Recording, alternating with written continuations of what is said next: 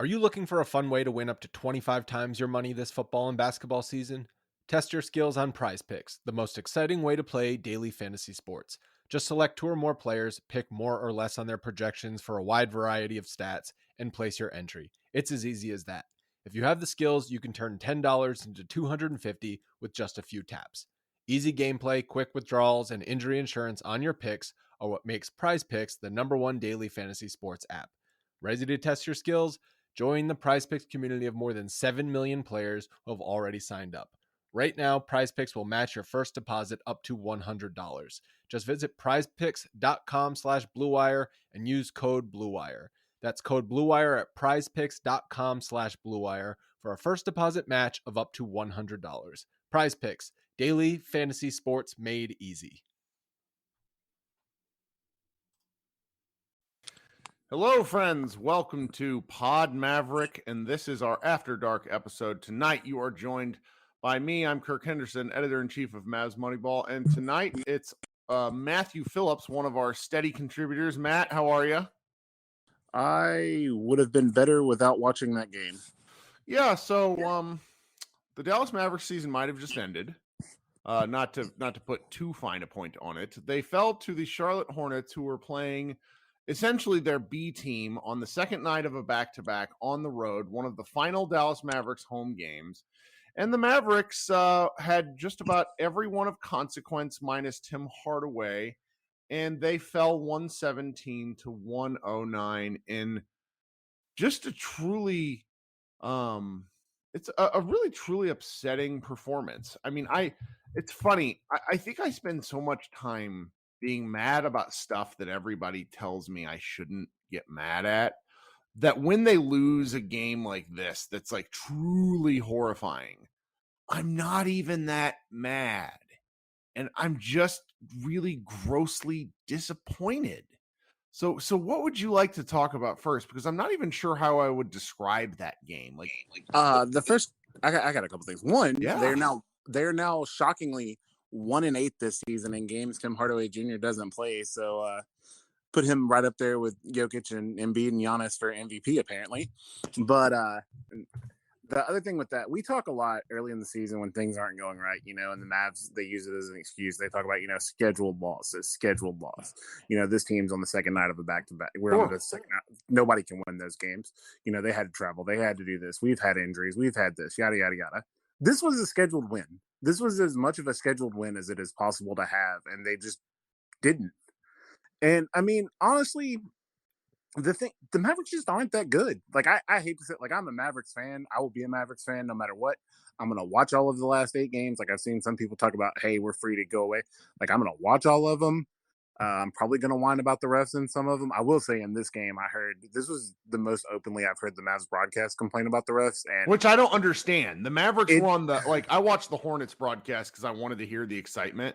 And the Mavericks were the beneficiaries of some insane shit tonight.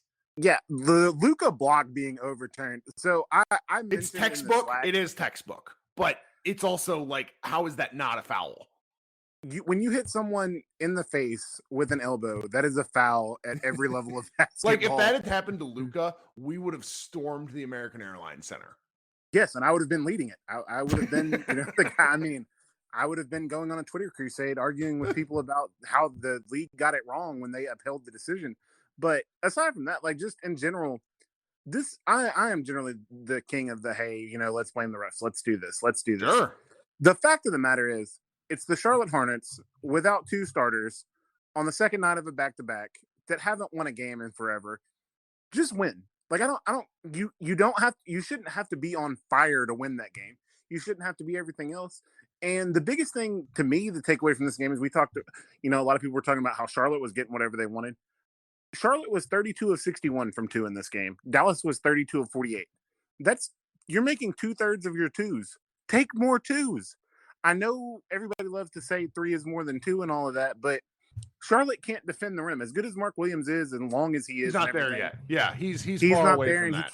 And he can't rotate. And Luka and Kyrie could beat them at will. And it's just, Charlotte kept going to the rim, and Dallas kept going to the rim and then kicking it out for 3. And they were open enough threes. They just, the nature of relying on such a high variance shot is that there are going to be nights where it's not there. And Charlotte is one of the teams that you have to be able to beat when it's not there. I mean, it's so difficult to talk about this game because right now, as I see it, the Mavericks have three overarching problems. The first, and the one that's the most important, is that on a game-to-game basis, Luka Doncic's focus on the defensive end and his willingness to bark at everyone has gotten pretty out of control. The reason I put that one as number one is because Luka's the best player and everything gets dictated from there. It really, a lot of people don't want to hear that because they think it's a criticism of Luka as the player. No, this is a criticism of Luka as a leader. It's a different thing. The second thing is the team building. The team building that the Mavericks have, we criticized it last summer. Our entire staff was right, even though we were belittled and criticized for these sorts of takes. It's not really hard. Sorry, JaVale McGee is not a good basketball player. And I go back to the legions of people who thought he would help. You don't know ball. Sorry, the end. The last and probably least important of their three major problems is the one that's unfortunately the easiest to fix. And that's head coach Jason Kidd, who seems to be unable to inspire his team or coach his team. I don't particularly care for an on the record. Callie Kaplan got some guys on the record about how much they like Jason Kidd. I'm sorry, you put a microphone in front of my face and it's going to go in the newspaper. I'm going to tell everyone that I think my boss is good too. This is, even though I do think Kidd's probably been a pretty good developmental coach, he's just the easiest of these three problems to fix because right now nobody can convince Luka, even though Luka actually played some pretty good defense in the second half. But guys, you can't get down 20 points to the Hornets. This is one of these games where it should break it should be the straw that breaks the camel's back. But the Mavericks have such a soft schedule over these next 8 games. I still think they could make it. But the thing is, when you look at what's a win that you can count on with this current Mavericks team, because we've hit rock bottom and just kept going. Mm-hmm. I mean, there's been so many, this is going to be the worst loss. We had the Oklahoma City loss, and that was the worst loss in 15 years, and yada, yada, yada, which Oklahoma City ended up being good, so that's not as bad looking back, although game situation-wise it was terrible. But, I mean, you look at it, and it's okay, well, we have a soft schedule coming up, and I don't know why I'm saying we, because I obviously don't play for the Mavericks. The Mavericks have a soft schedule coming up. But, I mean, this was part of a soft schedule. This was as soft as it gets, and they just couldn't take advantage. On your points you made, one, Luka did play good defense after they got down and took the timeout or whatever for a little while. I mean, he played his version of good defense. It was solid defense. He was fun. That is the defense I want him to play most of the time from about the middle of the second quarter. Whenever he played better after that, until then. The problem is it can't be after you get down 20, and it started early.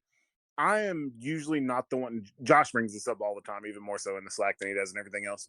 There was a play early where Luka, I honestly don't think he got fouled, and I always think he got fouled, where Luka stays back in the backcourt arguing with the refs. Charlotte, who pushes the ball all the time, pushes the ball. Gordon Hayward drives by, gets open, leads to a wide open three for someone. I want to say it was PJ Washington, a corner three with no one within 20 feet of him. He makes it. There's timeout after that and everything. And it's just, you can't have stuff like that happen. As great as Luka is, and I think Luka is the best offensive engine in the world. You wrote this today. Yeah. He is. Luka is not in the discussion for the best player in the world right now. The best, he's not in that discussion. And I feel very sad saying that, but he's just not. I mean, if you talk about overall as a basketball player, Giannis is just a more valuable basketball player right now. Well, Luka has learned that he can, I've heard rumors that he smokes. I cannot confirm this. We have seen his weight fluctuate, and we have seen how he has learned that he can be a top 5 player in the world, living how he lives and playing how he plays. The only way he is going to change is if he decides to change. The end. No one else can get in his ear. The Mavericks wasted a year once again, not having anyone on the roster that could even remotely tell him to calm the fuck down.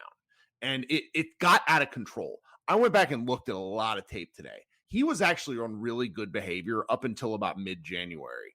That 7-game win streak he was exhausted, but then they started losing games. Because like if the record in the new year for the Mavericks is something like 9 games below 500. That's how bad they've been.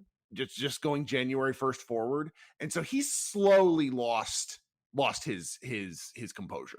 And it's not something you get back overnight. Yeah. And I think it's just he got worn out. I think he got mentally exhausted doing so much. And that actually leads me to another point. So if you look at the starting lineup, the Mavs tried yet another starting lineup today where they had Luka, Kyrie, Reggie Bullock, or Bullock as we are this week, Maxi Kleba and Dwight Powell. It's stunning to say this, and I mentioned this before the game. That lineup might not have enough ball handling, which is a stunning thing to say in a lineup with Luka Doncic and Kyrie Irving. That is the worst ball handling front court that might have started an NBA game in 25 years. Sure. And that Dwight Powell might be the only one of those 3 that can actually dribble. Like that sounds like just ridiculous hyperbole, but then if you look at it, and Reggie Bullock actually had a really nice penetrating kick to Frank Ntilikina that ended up, Frank missed it, and Frank actually played well today. But it's just in general, those guys can't. It's the ball dies when it gets to them because it's either shoot or give it back and let Luka, which is fine. Luka and Kyrie are amazing, but you need more people that can do stuff. And this is where I think we have to transition to the other part of this conversation, which is as bad as this is. And as annoying as this is, this might actually be the best case scenario for the Mavericks. I've been pushing this quietly to friends and family for a little bit. Like preparing them? Yeah. Well, there's also, I think the best case scenario for the Mavericks, and that you'll never convince Luka of this, and and I'm almost certain he's good enough to prevent it. The best case scenario for the Mavericks is to not make the playoffs and be in the top 10 and get to keep their pick. Like, I know the tanking discussion, and I mean, this is not tanking. That's the different part. Like people talk about tanking. The Mavericks just suck. Yeah, that is it. But getting there, because there really is. Josh Bowe wrote a really, really good piece a couple weeks ago that, this is the path to the Mavericks being good is clearer than it's ever been. And I know a lot of people talk about that Kyrie is going to leave if they don't win and everything. And to be perfectly honest, I think predicting Kyrie at this point is pointless. Well, I'm horrified at the idea of giving him a max contract. But 2, the other problem is, I don't think he can go anywhere. If the Mavs are willing to pay him, I don't think he can go anywhere else. I think he's kind of in a box, which is a dangerous thing to say about Kyrie. But just none of the options that people have talked about are really options unless Dallas chooses to facilitate it. And I don't see Cuban doing that. The other thing with this is, but they really are. If they get a top 10 pick, they then have lots of options, whether they use that pick on another young big wing, whether they pair it with Anthony Black. Sorry. There's so many things that you can do. Like that path becomes even clearer if they don't make the playoffs, because Luka is a proven playoff performer. Which I'm also going to say this.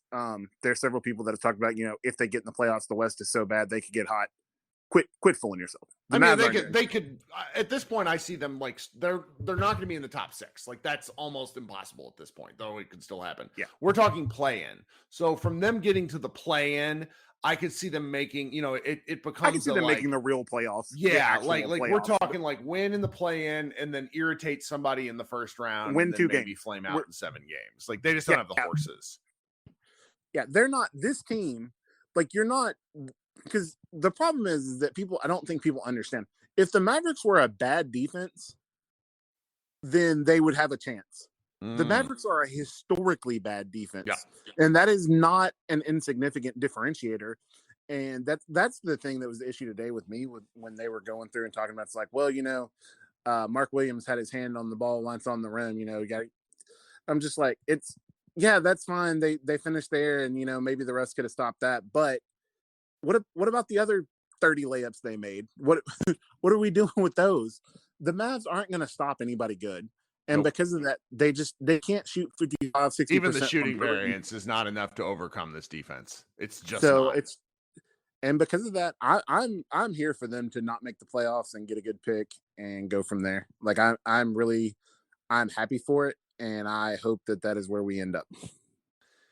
Yeah, I'm not really sure where I feel on this because like I have like personal incentive for the Mavericks to be good because Josh and I are going through a transition. We're trying to like kickstart a new show, and winning is the cure all for so many things. But I think that's probably right. I mean, the Mavericks shot 50% from the floor and got whooped. I mean, it is pretty funny that I mean, they outs like for once in their lives, they had more points in the paint than another team. They didn't get crushed on rebounds, and then they still lost. Like it's pretty amazing that they lost to Dennis Smith Jr., who really just to take a second.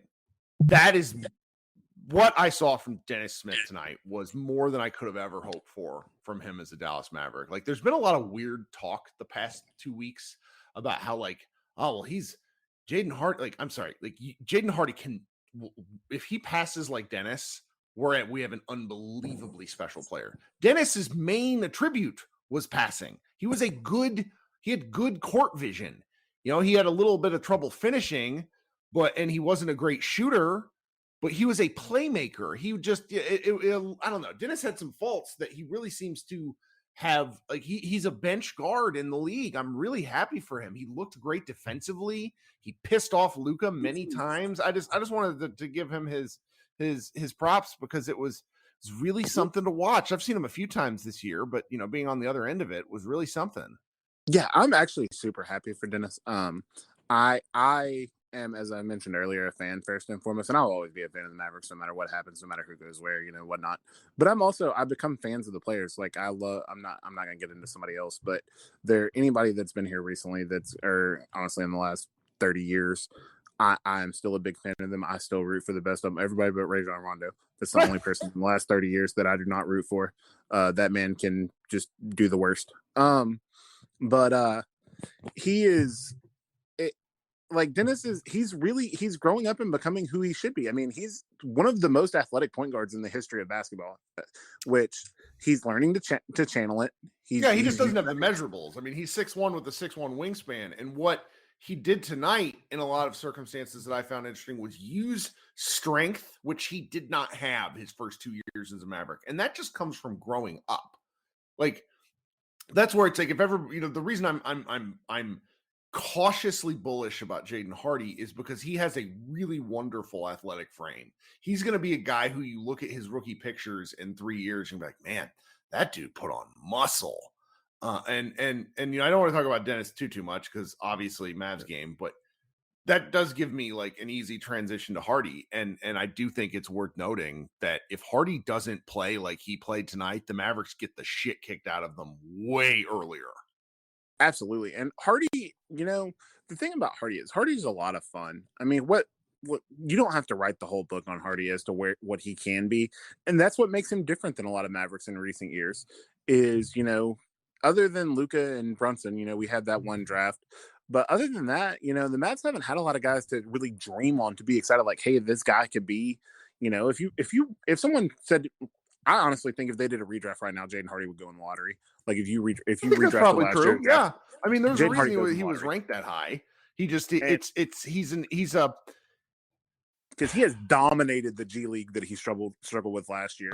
Like he's had the 50, 40, 90 stats in the G League and everything like that. And you can tell he's a hooper. Like it's weird to say that because the Mavs have been the most anti-hooper team in the league for a long time, and now they're between him and Kyrie and so on. They're like becoming an actual hooper team.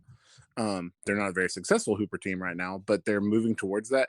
And he can be a really, really important part of the Mavs' future, whether that's as an actual player here, because they're going to need another.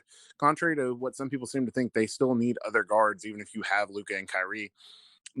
Or if he's a valuable trade piece, that's also that has a lot of value because that's where the Mavs made mistakes for so long is that they drafted people that nobody else wanted. Right. Like after they got done, it was just like, well, drafting is difficult, but the Mavericks also like we just know this now. You put together that piece, that the Mavericks in 2000, like Cuban might have been out on the draft for a real long time, and Cuban still dictates a lot of Maverick policy. He just does. And if he doesn't care about the draft, then the Mavericks aren't going to be good at drafting. It becomes a self-fulfilling prophecy, which is why, you know, like the Mavericks have basically said on the record that if Hardy was there at 27 and they had kept their pick, they would have drafted Hardy. which is a defensible thing to say in hindsight. So it's nice watching Hardy. I'm still really cautious. I don't want to say he stinks. I don't want to say he's great because I have trouble with small guards. I just, you only, Brunson is, it's why I didn't want to offer Brunson the max. I had no say in it, obviously, but it just he's becomes fun, a thing though. where That's the thing with Hardy is he's fun. Yep. And that's what the Mavericks have had just a stunning lack of, especially this season, is he's fun. And honestly, I think that's where they miss Brunson as much as anything, is that they miss, like, Brunson was fun. That team loved to make fun of him. If you follow him on Twitter, you see how much he still messes with all the Villanova guys. You heard last year all the stuff about people made fun of him. And I think, like, they made fun of him for having a big head, like, all of that. You need to be able to poke fun at each other and still, like, be okay with it to have a healthy situation like that. And the last thing I want to do is pretend like I have information that I don't. I have not been in the Mavs locker room. I do not know anybody on the Mavs. I have no inside information whatsoever. So no one think that I am trying to pretend like I do. Oh yeah, no one on our staff does. That's why they're our staff. But to me, it's from the outside looking in, I really feel like the Mavs miss some of that camaraderie and stuff from years, and I think a lot of that is gone with Brunson. But I think Hardy brings a lot. He's youthful, and he's too. Sometimes they talk about you're too young to know what you don't know, and I think that applies to him. Like I think that especially applied to him late today because he was really the only guy that was out there really still playing. I mean, Luka was obviously scoring, but Luka was in his I'm very angry while scoring mode. Like he was like the little floater he shot from the free throw line after he split a double team and then was upset that he didn't get fouled, which is like you didn't get fouled, bub. Sorry. Yeah. And even if he had gotten fouled, it would have been before the shot. He took 2 steps afterwards. So it, like all of that, he was just in his little temper tantrum mode. But Hardy was the only one out there that looked like he was playing a game that was having fun. Yeah. And I think the team misses that. Like, because everything that the Mavs do is a grind. Yeah. That's one of the But I think that's primarily because they can't get stops. It's really, if you got a single stop ever, it would probably feel a little better. But because there's so much pressure on their scoring, it's not fun. I mean, the game looks so labored. And a game with Luka Doncic should never be labored.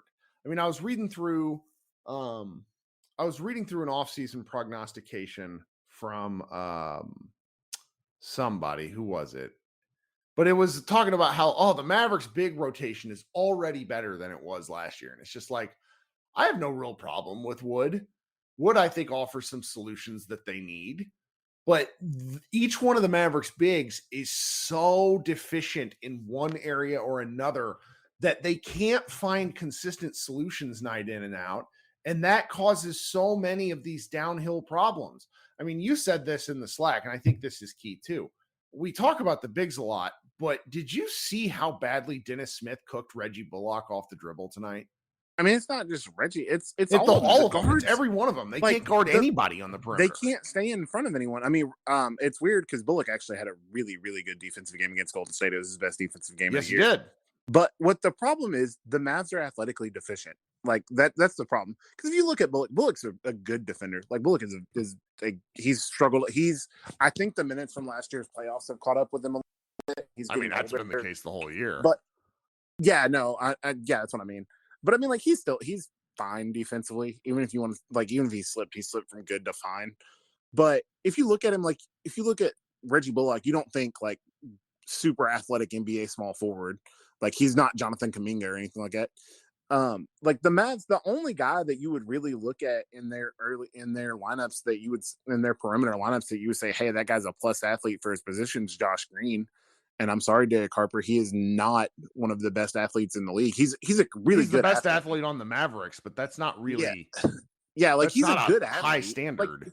Like he's athletic. Don't get me wrong. Like, I'm not in any way questioning his athleticism. Like the guy I've compared him to physically for a long time is Andre Iguodala. And not that they're equivalent as players or anything like that, but just the similar body types. And Iguodala was obviously an incredible athlete, but he's not, like I said, like if we watch Golden State play recently, obviously Kuminga is an elite tier athlete. Green is not quite in that tier. Like he's a tier down. And then aside from that, the Mavs they're deficient in all of 3 things. They're deficient in athleticism. They're deficient in size, pure size, like actual height and girth, and they're deficient in length. And you can't be bad at all of those things. Like you have to at some point. And then the worst of it is, even with all of those things, you can make up for it a little bit with effort and efficiency and doing everything correctly. And they're bad at that too. So defensively, they have a lot of weaknesses defensively, but they don't have a strength to make up for it. Like last year, yes, Luka was a struggle, but he gave more effort last year and everything. They had everything, but they had Bullock was better. Dorian was a stud defensively in the playoffs last year. Yep. Maxey was a stud defensively in the playoffs. Like, you had strengths and you had length. And while they're certainly more talented after the trade, they're just like, even if you go with what I believe is their best lineup, if you go Luka, Kyrie, Green, Bullock, Kleber, that lineup just, it's not long, it's not athletic, and it's not big. Like it's got a lot of physical issues. And I mean, like, that's one of the things we have to come to terms with, is that the Mavs have a lot of limitations. That as much as you look at and back in the day, the Stars, when they used to have when they had Mike Modano and Brett Hull, one of the, I think Razor called them the Glitter Twins, and he talked about Yuri Letnin being like a co-equal star, even though he wasn't that way in terms of star power. Kyrie and Luka can be the Glitter Twins as far as the Mavs, but they need to find their NBA version of Yuri Letnin. Okay. Oh, God. Well, we talked about this game for longer than it deserves, but you know what? I think there's a bit of a... I don't want to say this is a death knell on the season, but they have entered hospice. I'm very comfortable saying it's a death knell. They're not doing anything. They might make the play in, and they might even win a game in the play in. They are not doing it. The season, for all as far as having any hopes of anything actually happening, is done. Yeah, because they play Charlotte and Indiana. Those are both winnable. Then they play the Sixers, who they needed 80 plus points from Kyrie and Luka to win that game by 8. Then they play Miami, who is on a tear because Jimmy Butler becomes Michael Jordan the last 15 games of the year. Hawks, Sacramento, Chicago, who is still fighting for something, and then San Antonio. The real key here, and this is an understated element, is the next 5 games are on the road, where the Mavericks have not fared very well. They are, let's see here, what are they total on the road? I just had this up and then I lost it. They are 14-22 on the road, so they lose 2 out of every 3, basically. No, is that right? It's 2 out of every 5. So they win 2, lose 3. Yeah, that's right. Sorry. So they basically, if history holds on this road trip, they'll go 2-5, which would put them 3 games under 500. They might not win 40 games this year. Yeah, which is truly remarkable. I'm very, very, very disappointed. I'm not entirely surprised. This is in my range of outcomes. Josh Bowe just got out of John Wick and says the Mavericks lost. Yeah. So I'm gonna say someone I saw on Twitter pointed this out. When the Mavericks drafted Luka, the Oklahoma City Thunder still had Russell Westbrook and Paul George and all that good stuff. I love this. Go with this. And they were that team, and they were trying to go through whatever. They've traded all of them away. Went through the Chris Paul era, the 1-year Chris Paul era, where they made the playoffs and whatnot. Then went through what felt like an eternal rebuild, and are already ahead of the Mavs. They have a better record than the Mavs this quickly, despite the Mavericks drafting Luka. This is it defies explanation how the Mavs have not been more successful after just absolutely nailing one of the most incredible players ever as far as his age and all of that. And it's just it's stunning to me. It really is. That's it. It's hard to put into words how quickly people have gone through stuff, but that's also, if you want to have hope for the Mavs, there is a possibility that it's not that far away, because they do have a lot of the building blocks. Dude, they've never moved up in the lottery a single time. They're still paying. They have 30 years of karma. The Cleveland Cavaliers in the 80s to the point to where the NBA had to create the Stepien rule. The Mavericks will never move up in the lottery in our lifetime. Sorry. They have 30 years of karma. It's coming. Yeah, but then they have all the things the organization has done, which could be considered bad karma. Shout out to Pants DJ. And with that, I think it's time we close off the podcast. Matthew, as always, thank you for stepping up and pinch hitting. You're a great podcast regular contributor. We hope to have you on more here. Maybe if they make the playoffs, we'll try to get you on tonight. You got anything else before we go? No, sir. Yes, actually, I do. I want to give a shout out to Abi Nahir on Twitter. Mark Cuban wore a Question Authority shirt, and he correctly pointed out that Mark Cuban is the authority as it comes to the Mavericks. Yeah, billionaires should not wear Question Authority shirts. I just want to say that was it literally made me laugh out loud, and so I just want to give a shout out to him. That's all I got. I am approaching dorky old man age, so I can't make too much fun here, but like tucking a shirt into jeans without a belt that says Question Authority, there's just a lot going on there. All right, Kirk Henderson and Matthew Phillips, this has been Pod Mavericks After Dark. Thank you so much. Look for the live show to get posted on Saturday afternoon. We will be back at some point on Sunday. The Mavericks play at noon. It will be a daytime sadness game, which means our friends in Europe will get to see it. That's that. Thanks so much for hanging out. Everybody have a better weekend than we've started.